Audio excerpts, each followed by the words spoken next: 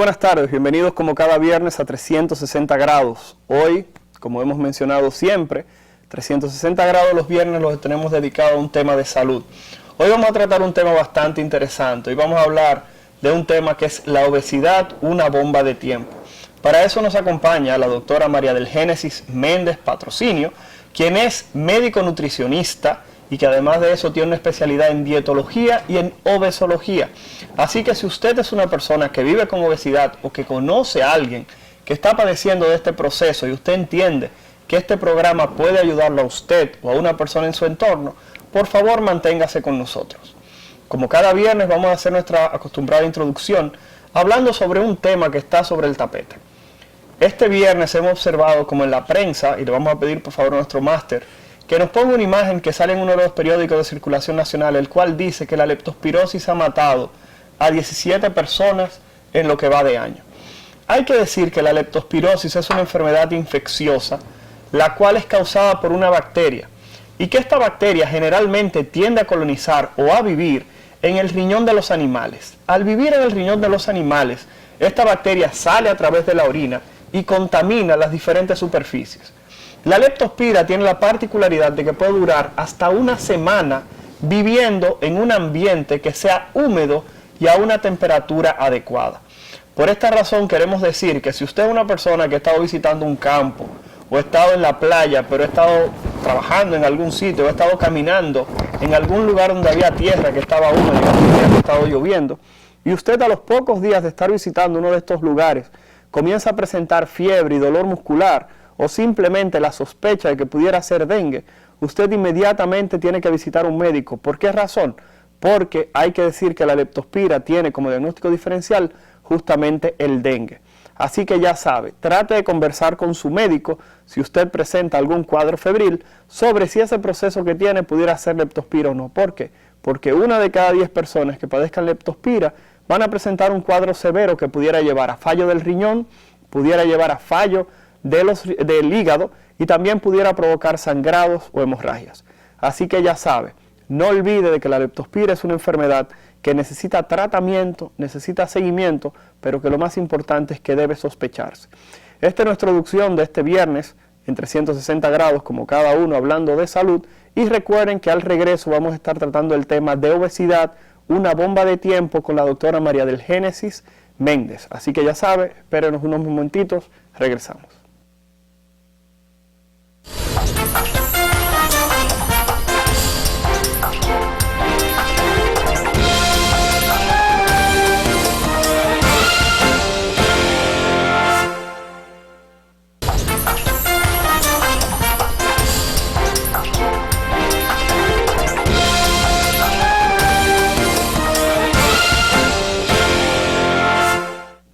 Muy buenas tardes, gracias por continuar con nosotros en 360 grados. Mi nombre es Héctor Balcázar, infectólogo. Tenemos hoy el privilegio de contar con la doctora María del Génesis Méndez Patrocinio, quien es médico nutrióloga, de paso es especialista en dietología y en obesología, con quien vamos a estar tratando el tema de obesidad, una bomba de tiempo. Doctora María del Génesis, muchas gracias por estar con nosotros. Gracias por invitarme. No, para nosotros es un placer. Doctora, vamos a entrar inmediatamente en materia. Vemos como el término de las personas en la calle a cada rato dicen, doctor, pero yo estoy obesa. La pregunta es, ¿el término obesa lo puede utilizar cualquier persona de manera indistinta en la calle? ¿Realmente? ¿Alguien que esté medio llenito o gordito? No, realmente hay una pequeña diferencia, un poco mínima, sí, pero la hay entre sobrepeso y obesidad. Ambas son condiciones en que se acumula de manera patológica, o sea, de manera negativa en nuestro cuerpo, el acúmulo de grasa en exceso, pero la diferencia entre una y otra a nivel numérico es a partir del índice de masa corporal, que es el IMC, una medida muy utilizada a nivel médico en el área de nutrición, y entonces los números normales del IMC están entre 18.9 y 24.9. Ya luego de 25, 29 es sobrepeso. Doctora, la voy a detener aquí mismo. Usted habló de índice de masa corporal o IMC. Exacto. La pregunta es, ¿cómo una persona que nos está viendo sabe cuál es su índice de masa corporal? ¿Cómo perfecto. se calcula, por favor? El índice de masa corporal lo podemos calcular con el peso de la persona en kilogramos dividido entre su estatura en metros elevadas al cuadrado. Entonces, luego de que se hace ese cálculo, se cae en un rango del que le estoy hablando. Entonces, ese número, si es entre 25 y 29, es sobrepeso. Y de 30 en adelante va a diferentes categorías de obesidad. Obesidad 1, obesidad 2, obesidad 3 y obesidad mórbida. Y así lo vamos calificando a nivel médico. Pero está esa ligera diferencia entre sobrepeso y obesidad. Doctora, me llama la atención que usted es nutrióloga, pero vemos en las redes sociales, sobre todo, muchas personas que se promocionan como dietistas o como nutricionistas. ¿Existe algún tipo de diferencia entre un nutriólogo, un nutricionista, un dietista, ese tipo de personas? ¿De qué manera una persona que está viendo el programa podría encontrar la diferencia entre esos profesionales de la salud? Bueno, el nutriólogo realmente primero debe ser médico. El nutricionista usualmente puede ser que hizo una licenciatura en nutrición, esa persona es nutricionista, pero esa persona no puede llamarse nutriólogo. Sí pasa que de manera indistinta el nutriólogo suele llamarse nutricionista, aunque no sería correcto. El nutriólogo fue el que hizo una carrera de medicina y ya luego cuando va a su especialización, entonces se especializa en el área de nutrición clínica. Esa es la pequeña diferencia. En el caso de dietista puede ser también igual una licenciatura, o en mi caso que hice una maestría de obesología y dietética. Esas son las ligeras diferencias que hay que tomar en cuenta. Perfecto. Doctora, algo interesante que estábamos conversando era el asunto de la obesidad, no solamente desde el punto de vista de la persona, para caer primero de lo macro a lo individual. La obesidad se reconoce hoy en día como un problema de salud pública. Se habla de que en el mundo podrían existir tanta cantidad de obesos como personas desnutridas. La pregunta es, ¿qué tipo de impacto puede tener la obesidad en lo que es el sistema de salud pública y cómo puede afectar a un colectivo de personas? El sistema de salud realmente no está preparado para lo que se está enfrentando en relación a lo que es el sobrepeso y la obesidad y todo lo que acarrea la obesidad. Todas las condiciones de trastornos no transmisibles que podemos ver en una persona obesa. Por ejemplo, algo súper básico. Una ambulancia o una camilla que traslade a una persona obesa no puede ser la misma que, por ejemplo, me traslade a mí, que estoy en normopeso, que tengo mi peso normal. Esa camilla debe estar reforzada, igual que la unidad que lo traslade. La misma balanza que se utiliza en la consulta para un paciente que se encuentra en obesidad 2, 3, mórbida, no es la misma balanza que yo voy a utilizar en otro paciente porque el soporte debe ser diferente. Al nivel de salud pública podemos ver que a diferencia de cualquier otra condición, ya sea a nivel de infecciosa o obesidad, esta no se va a tratar con antibióticos o pastillas. La obesidad no viene sola, la obesidad viene con trastornos como la artrosis, osteoporosis, como la misma depresión. Hay diferentes tipos de cánceres que se van asociando también a lo que es la obesidad. Eso es algo que se entra a profundidad, pero se puede compartir también si desean. Hay un sinnúmero de condiciones que vamos viendo, diabetes, hipertensión, la vamos viendo y no solamente la vamos viendo como el nutriólogo per se, sino como el conglomerado. La obesidad es multifactorial. Entonces, el acercamiento que se debe tener para una paciente o un paciente obeso es diferente. Doctora, vemos como la obesidad, muchas personas lo asocian a la edad. Yo cuando era joven pesaba 105 libras. Y ahora después que me casé y tengo 3 muchachos, estoy gordísimo, parezco una vaca. La pregunta es, ¿realmente la obesidad va de la mano con el envejecimiento normal? Porque hay otras personas que a medida que van entrando en edad, lo que van es perdiendo peso. La pregunta es, ¿cómo uno puede definir este tipo de factores dentro de este proceso? Realmente la obesidad se puede asociar a diferentes condiciones a lo largo de la vida. Incluso hasta la situación económica de la persona influye en el peso de la persona. En el caso del aumento cuando vamos entrando en edad, si la persona va aumentando de peso, usualmente se asocia al estilo de vida que lleva mucho antes, y a lo que se come en su casa, cómo es su estilo de vida, qué tan sedentario es, cómo se maneja diariamente, si es una persona activa o no. Entonces son cositas que se toman en cuenta, son elementos a tomar en cuenta, ya sea que la persona se encuentre, no importa en qué edad se encuentre, porque lo normal es que la persona, a raíz de que va aumentando, que vaya envejeciendo, por así decirlo, la masa muscular va disminuyendo y por ende el depósito de grasa va aumentando porque hay una pequeña relación en esa parte. Entonces sí es importante que tomamos en cuenta lo que comemos y cómo llevamos el estilo de vida una vez que entremos en edad. Todo lo contrario, en vez de sentarnos en la casa, debiéramos ser un poquito más activos para mantenernos mucho mejor. Doctora, algo que nos choca es que vemos que la cantidad de personas que hace ejercicio, que cuida su cuerpo, va aumentando. Y creo que todo el que está viendo el programa está inscrito en algún gimnasio, aún no haya ido nunca. Es cierto. O todo el mundo tiene un gimnasio en la torre donde vive, o cerca de donde vive, o llenó simplemente 2 pesitas de cemento y la tiene en el patio. La pregunta es, ¿por qué razón el incremento de peso tan marcado que las cifras a nivel mundial nos están arrojando o nos están enrostrando? ¿Qué pasa? No es solamente la actividad física, hay un factor importante que se llama ambiente obesogénico. Es decir, la sociedad en la que nos estamos desarrollando actualmente... Repita eso, doctora, discúlpeme. Sí. Ambiente obesogénico. Lo voy a proceder a definir. Okay. La sociedad en la que nos encontramos ahora, si vemos elementos básicos como la facilidad que tenemos de acceso a las comidas rápidas, en los lugares en que nos encontramos, por ejemplo, si vamos a una universidad, no importa cuál sea, los lugares alrededor de la universidad son comida rápida, comida frita, comida muy grasosa, azucarada, procesada. Ese es el ambiente obesogénico. Buenísima, pero... Ese sí, es muy buena. Ese es el ambiente obesogénico. ¿Qué pasa? Actualmente el ambiente obesogénico va aumentando. Fíjense que actualmente en nuestra sociedad, en nuestro país, tenemos una facilidad increíble a nivel de motores que nos llevan la comida a la casa. No importa qué restaurante sea, hasta la comida rápida puede llegar rápido a nuestro hogar. Eso influye en que el paciente se mueva, en que la persona en sí se mueva menos, porque no tengo ni siquiera que moverme para buscar la comida, va a llegar a mi casa. Yo simplemente busco el celular y digo, ok, quiero esta comida, me la traen en tantos minutos y la tengo en mi casa, no importa cuál sea. No, ya ni la compra tú tienes que hacer. Ya hay sistemas de este transporte que te llevan la compra a la casa. Así ya ni siquiera empujar el carrito. Entonces, ahora mismo nosotros hablamos mucho sobre obesidad, pero se hace poco. La resolución de la obesidad, o sea, que llevemos a una decisión definitiva de que la sociedad apoye lo que es la solución de la obesidad, no es solamente del médico, es a nivel sanitario, es a nivel de publicidad, es a nivel de la industria alimentaria. O sea, hay muchos elementos a tomar en cuenta a la hora de uno combatir lo que es la obesidad, no solamente es el ejercicio, porque es que si yo estoy en un ambiente y me asocio con personas que no están a favor de mi objetivo a nivel de nutrición, no es fácil yo llegar a ese objetivo, a menos que yo tenga de verdad una fuerza de voluntad muy marcada. Doctora María del Génesis Méndez, la pregunta obligada aquí tendría que ser, ¿el nutriólogo tiene que convertirse también un poquito en psicólogo, en terapeuta? Porque usted mencionaba de un ambiente y generalmente ese ambiente le brinda una presión al individuo o a la persona que está viviendo en el mismo, que se desarrolla en este espacio. La pregunta es, ¿cómo usted maneja esa parte? ¿Lo hace usted o usted tiene una persona o un equipo que le ayude al respecto? Realmente el trato de estos pacientes, como mencioné anteriormente, debe ser multidisciplinario, porque una persona que ya cae en la categoría de obesidad por su peso y los elementos que mencionamos anteriormente, sí debe ser tratado a nivel psicológico. Sí, puedo hablar a raíz de mi experiencia, de que sí, de una manera u otra, no me vuelvo psicóloga porque no es mi especialidad, pero sí tengo que entender al paciente, debo sentarme a hablar con él.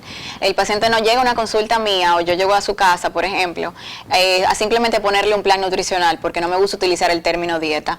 El paciente te habla, debo conocerlo, no es solamente darle un plan, sino quién cocina en su casa, cómo cocinan, a qué hora come, si le gusta cocinar, si él tiene una buena relación con la comida, cómo ha sido su vida a lo largo de su vida y la comida, o sea, esos dos elementos como juntos, en qué momento de su vida él empezó a aumentar de peso, si hubo un elemento que se desencadenó a la hora de ese aumento de peso, qué come, qué no come. Son tantos elementos a tomar en cuenta que de verdad uno como nutriólogo sí debe dedicarle tiempo al paciente. Doctora Méndez, una situación en ocasiones que complica esos planes nutricionales, ya que a usted no le gusta decirle dieta, no, es que cuando una persona lee lo que el médico o el facultativo te entrega, tiene un reguero de cosas, queso de qué sé yo qué cosa, lechugas de qué sé yo dónde. Hay situaciones que realmente no se entienden. Hay cosas que para buscarla hay que mandarla a pedir a través de Amazon. La pregunta es, ¿qué tipo de respuesta tiene usted como nutricionista, como nutrióloga, dominicana, a este tipo de limitaciones que tienen algunas dietas? ¿Cómo la doctora María del Génesis Méndez aborda a sus pacientes? En ese caso, yo sí le pregunto al paciente, yo debo conocer el estrato económico en que se encuentra el paciente, porque la carne que me come un paciente de un estrato económico bajo no es lo mismo, no es la misma carne que me va a comer una persona... Lo voy a detener un momentito, doctora. No, se lo digo porque la pregunta es, ¿puede el pobre hacer dieta? Sí, claro. Porque es una pregunta buena. Claro que sí, es que no es que haga dieta, es que tenga una educación en relación a los alimentos, porque al final la canasta básica puede ser la misma, lo único que lo que compra en el colmado trata de comprarla un poquito mejor, y ni siquiera es que compre alimentos diferentes, es que la porción que utilice de ese alimento trate de disminuirla, y en vez de freírlo, porque no lo fría, no utilice aceite, hay otras maneras de cocinar los alimentos, o sea, que el acercamiento que yo tengo con un paciente de un nivel u otro debe ser diferente. Por ejemplo, si el paciente me dice, yo no consumo lechuga o no consumo, qué sé yo, maíz, yo no le puedo decir, tienes que comértelo obligado. Está mal de mi parte, porque no es algo que él lo puede llevar a largo plazo, eso. Ok. Doctora María del Génesis, ahora vamos a caer de nuevo en la parte individual. Estamos hablando del paciente obeso. Muchas veces los pacientes que padecen de este tipo de procesos se sienten discriminados en la sociedad. Generalmente hay muchos que dicen, me he convertido en un punto de referencia. ¿Por qué? Porque la gente dice, sí, mira, esa muchacha que está al lado del gordito. O simplemente cuando se van a montar en un carro público le quieren cobrar el doble del pasaje. Ese tipo de procesos, ¿cuánto tiempo usted le dice a un paciente cuando llega a su consultorio que usted podría hacerlo perder qué cantidad de peso? Se lo digo porque muchas personas, y las preguntas que hemos recibido a través de las redes sociales, hay personas que dicen, ¿en cuánto tiempo debo perder peso? O sea, ¿cuál es el plan de pérdida de peso que usted le tiende a decir a sus pacientes cuando los ve, cuando los evalúa? Realmente yo no utilizo lo que es el término tiempo a la hora de hacer una evaluación al paciente. ¿Por qué? Porque cada paciente yo lo debo de individualizar, como bien dices. Yo no puedo decir al paciente, mira, en tantos meses tú vas a perder tanto peso, si él de su parte no hace lo que tiene que hacer, si no hace el ejercicio, si no lleva el plan como debe de hacerlo, si no hace ciertos ajustes en su vida. Yo no puedo decirle, por ejemplo, si tú vienes a mi consulta, yo no te puedo decir, en 3 meses vas a perder tanto peso, y viene otra persona, en 3 meses vas a perder tanto peso. No es lo mismo, porque hay que ver incluso hasta el tiempo que le tomó a esa persona tener el peso que tiene actualmente y que quiere perder. Dan un ejemplo de eso, María Elena, perdón. ¿Un ejemplo de qué, más o menos? De una persona que, por ejemplo, dice, no, yo no era así, yo hace 5 años pesaba tanto, mire la foto de mi cédula y mire cómo estoy hoy. ¿Qué tipo de abordaje? ¿Se hace diferente al que te dice que en 6 meses lo engordó? Que ganó todo ese peso. ¿Qué tipo de abordaje diferente le das? Yo tengo que tomar en cuenta, por ejemplo, si esa persona me va a llevar, por ejemplo, el plan nutricional tal cual como yo se lo pongo. Si a esa persona le gusta hacer ejercicio, por ejemplo, si una persona que me dice, mira, me gusta hacer ejercicio, yo lo voy a hacer 3 o 4 veces a la semana. No es lo mismo que una persona me diga, mira, yo voy a hacer ejercicio quizá 2 veces, quizá no lo haga. La pérdida de peso que va acompañada de un régimen de ejercicios no es la misma que una persona que lleva una vida sedentaria. Sí puede perder peso, pero no a la misma velocidad. Entonces ahí en la parte de tiempo, incluso a nivel nutricional no se recomienda perder más de 2 a 3 o 4 libras a la semana. Excelente. No se recomienda. O sea, una persona que me dice, yo perdí, qué sé yo, ¿cuántas libras en la semana? Eso hay que revisarlo. Porque hay un sinnúmero de elementos, y entre ellos el elemento rebote, de que el paciente sí perdió peso, porque obviamente, por poner un ejemplo, quité los carbohidratos de mi dieta, que es muy común. En ese caso tú sientes que tú te deshinchas. Tú te deshinchaste porque perdiste agua, un volumen de agua que tú tenías en tu cuerpo. Por ende, en la balanza tú vas a ver que tienes menos peso. Pero automáticamente tú reincorpores los carbohidratos en tu alimentación, tú vas a reganar ese peso que perdiste y quizás más. Entonces, ese peso que tú vas a reganar, usualmente no lo aumentas con masa muscular, sino solamente grasa. Pero cuando tú perdiste también masa muscular. Y llega un momento en que la persona aumenta mucha grasa y la masa muscular está en el piso y se siente cansado, se siente débil porque no tiene masa muscular, pero sí el porcentaje de grasa va en aumento. Doctora Méndez, una situación sumamente frecuente, y esto lo voy a decir para las personas que nos están escuchando, es que las damas que comienzan a ganar peso, desde que van al médico, lo primero que le dicen es, doctor, hágame una prueba del tiroides, que yo estoy ganando peso, yo estoy casi seguro que tengo problemas de tiroides. ¿Qué tipo de relación, o si es real, que existe una asociación tan frecuente entre un tiroides que no funciona de la manera correcta y una persona que gana peso? ¿Es lo más frecuente? No, no es lo más frecuente, pero sí se ve y sí lo afecta directamente. Ya sea que la persona tenga un trastorno hiper o hipotiroideo, dependiendo de cómo es el funcionamiento de su tiroides, sí se puede ver, pero no es que siempre se presenta. Usualmente la gente dice, no, que yo tengo problema de tiroides, sí, de tirar mucho. No es que hay un problema directamente de la tiroides per se. Entonces hay que individualizar cada caso en ese. Hay que hacer estudios más específicos primero y también referirlo no solamente al nutriólogo, sino al endocrinólogo, que es el encargado de tratar esta condición. Doctora, ¿qué tipo de abordaje de laboratorio y de estudio de imágenes se le hace a una persona que llega a la consulta del nutriólogo, del médico nutriólogo, de la médica nutrióloga por primera vez? ¿Qué tipo de abordaje, qué screening, como decimos los médicos, o qué evaluación usted le hace inicialmente? Lo primero que debo hacerle obviamente es un hemograma, el perfil lipídico que me incluye lo que es el colesterol, voy a ver el HDL, LDL, que es lo que le llamamos siempre colesterol malo y bueno, tengo que ver triglicéridos, esos son factores importantes, tengo que ver la glucosa también, y hay otros valores también que me van a ayudar a ver lo que es la resistencia a la insulina, también partiendo a raíz de lo que es la glucosa en ayuna. Entonces esos son como los elementos básicos para partir de ahí. Ya si yo veo que la persona me dice que tiene ciertas condiciones, pues yo pudiera ponerle otros estudios. Ya eso depende de lo que me diga el paciente cuando yo estoy sentado con él. Perfecto. Señores, estamos conversando con la doctora María del Génesis Méndez Patrocinio, quien es médico nutrióloga, dietista y obesóloga. Estamos tratando el tema de obesidad, una bomba de tiempo. Vamos a ir a nuestra primera pausa y al regreso vamos a colocar aquellas preguntas que ustedes tan gentilmente nos han enviado a través de las redes sociales, así que sus inquietudes van a ser contestadas por la doctora Méndez. No se mueva, regresamos en unos minutos.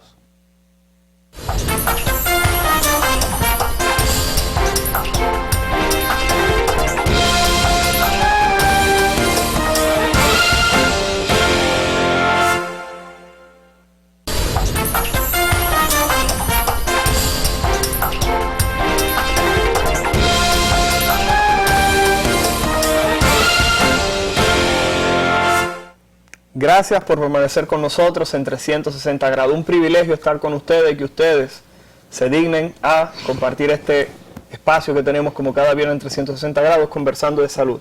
Con nosotros la doctora María del Génesis Méndez Patrocinio, con quien estamos conversando sobre la obesidad, una bomba de tiempo. Doctora, nuestro público a través de las redes sociales nos ha enviado un grupo de preguntas que hemos considerado interesantes. Vamos a pedirle por favor a nuestro máster que coloque la primera pregunta para que usted pueda responderla, por favor. Buenas tardes, tengo sobrepeso hace varios años. He intentado diferentes dietas y no me han resultado. Quisiera saber si una bariátrica o una manga gástrica es una solución para mi problema. Gracias.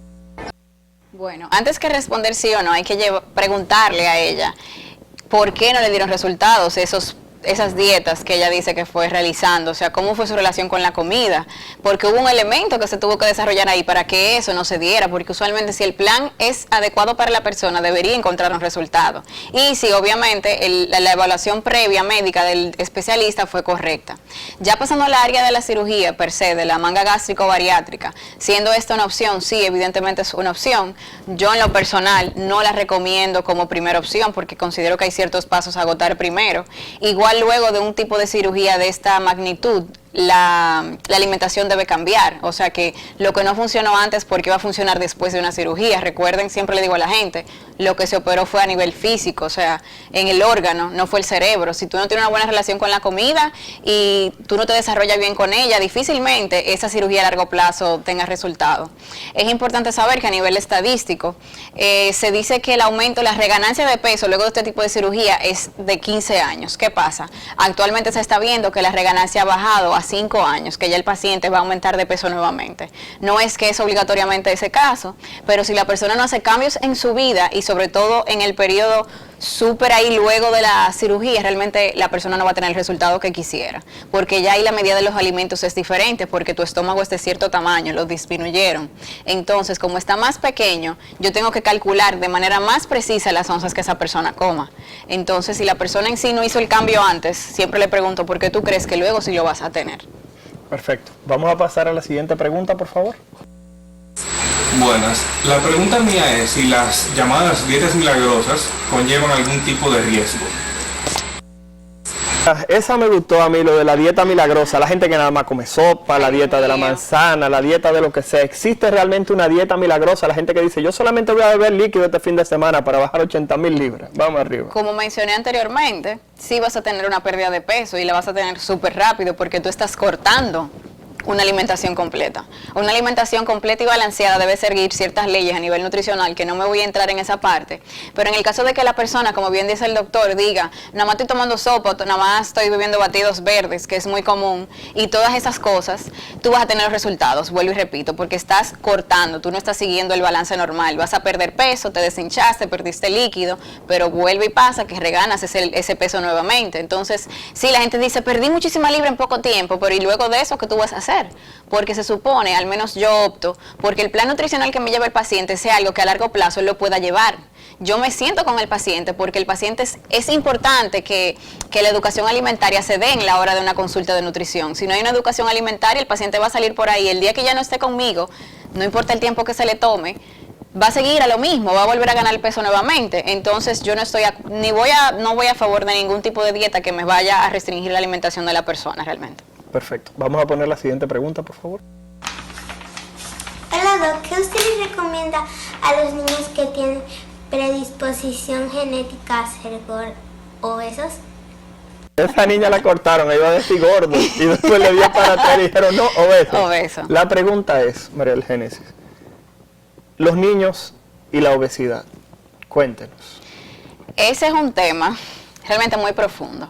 Y el trato con un niño que es obeso es muy diferente al que es el adulto obeso, porque el enfoque a nivel psicológico es distinto, porque él está pensando diferente y desde temprana edad está asociando la comida con felicidad. Y cuando una persona desde temprana edad empieza a asociar la comida con que me siento bien, tú vas a desarrollar trastornos de la alimentación.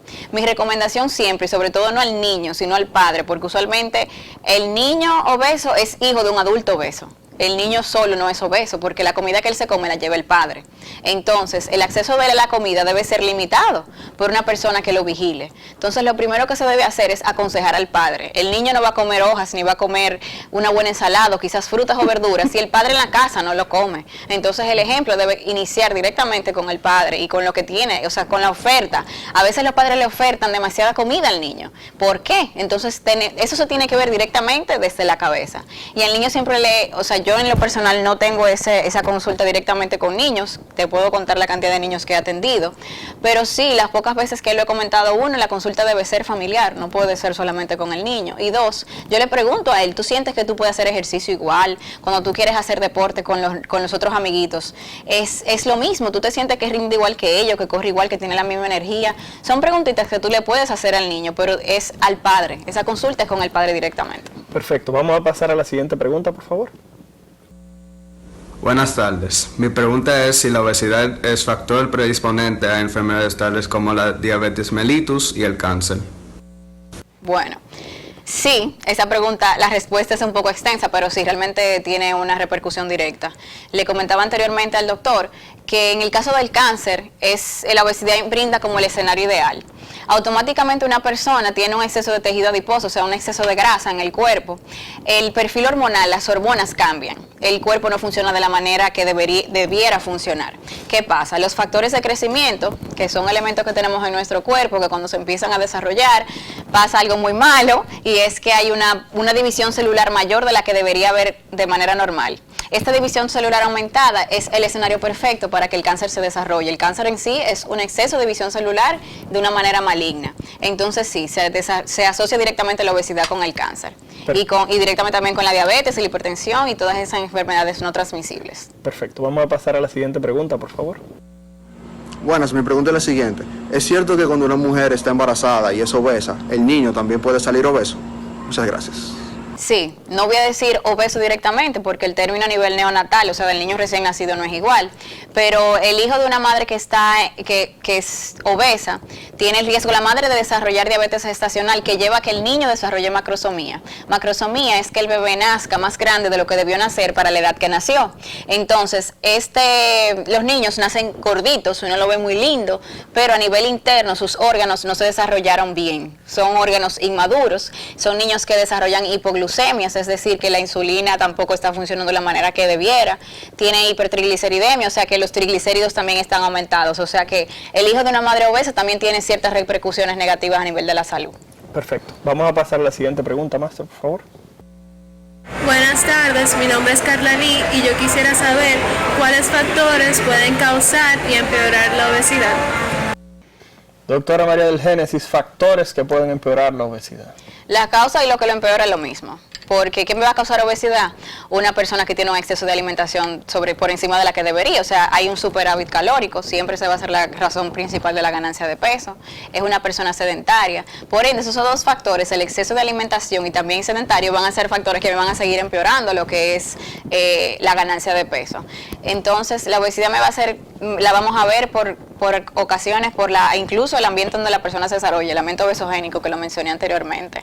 Si la persona si ha estado o no embarazada, qué tipo de comida come, cómo lleva la vida, qué trabaja, qué tan sedentario es. Y esos son mismos los factores que van a hacer que la obesidad empeore. Perfecto. Vamos a pasar a la próxima pregunta, por favor. Muy buenas tardes. Mi mamá es una persona obesa y durante los pasados 3 meses ha estado realizando una dieta ketogénica. Mi pregunta es, ¿esta dieta y bajar de peso tan rápido es malo para su salud? Bueno, él menciona muy claro, esta dieta y bajar de peso tan rápido. Como le mencioné también anteriormente, está en lo que es el efecto rebote, que es la persona gana y pierda de peso muy rápido a nivel de su vida. En el caso de la dieta cetogénica, hay estudios que dicen que no hay un beneficio mayor sobre dietas no cetogénicas a largo plazo. Sí puede ser que las primeras 3 o 4 semanas haya un buen resultado, sobre todo en las mujeres, pero a largo plazo el resultado va a ser el mismo. Ok, perfecto. Vamos a pasar a la siguiente pregunta, por favor. Buenas tardes, me gustaría saber si la obesidad es un factor de riesgo durante el embarazo. Sí, es un factor de riesgo, al igual que la otra pregunta, comenté que en el caso de la mujer que está embarazada y se encuentra en obesidad, puede desarrollar diabetes gestacional, hipertensión gestacional. Son mujeres que tienen mayor predisposición a tener una cesárea en vez de un parto natural, e incluso si se lleva al parto, puede que sea un parto con ciertos trastornos y que el bebé se encuentre afectado. Hay un sinnúmero de condiciones, sobre todo la preeclampsia y la eclampsia, que están asociadas a la hipertensión gestacional que se van a desarrollar en este escenario. Perfecto. Vamos a pasar a la última pregunta. Máster, por favor. Hola, quisiera saber si la obesidad causa infertilidad. Doctor, esa pregunta me llamó mucho la atención cuando estábamos seleccionando. Y estaban hablando de obesidad y que una mujer no pueda salir embarazada. ¿Qué tanta correlación se tiene? Sí, tiene una correlación muy cercana. Aquí voy a hablar un poquito sobre lo que es la leptina. La leptina es una hormona que me va a ayudar a mí a regular mi hambre. También lo que es el gasto energético del cuerpo, es decir, la energía que el cuerpo consume. En una persona que está obesa, la leptina usualmente no está funcionando de la manera en que debería, y la leptina, cuando se encuentra en niveles elevados, suprime lo que es la función del ovario, por ende va a suprimir la ovulación. Entonces hay ciertos elementos a nivel hormonal y fisiológico del metabolismo de la mujer que se encuentran en obesidad, que vamos a ver que se encuentran afectados. En las mujeres obesas usualmente es donde más se dan los casos de amenorrea, es decir, la ausencia del periodo menstrual cuando se debe presentar, y del síndrome de ovario poliquístico. Entonces en estas mujeres sí vamos a ver que la infertilidad puede encontrarse con una mayor incidencia. Doctora María del Génesis Méndez, gracias a todas las personas que nos enviaron sus preguntas, agradecemos, son muchas, solamente podemos seleccionar unas cuantas. Doctora Méndez, algo que no se puede quedar es que muchas personas asocian la dieta, la obesidad con la ansiedad.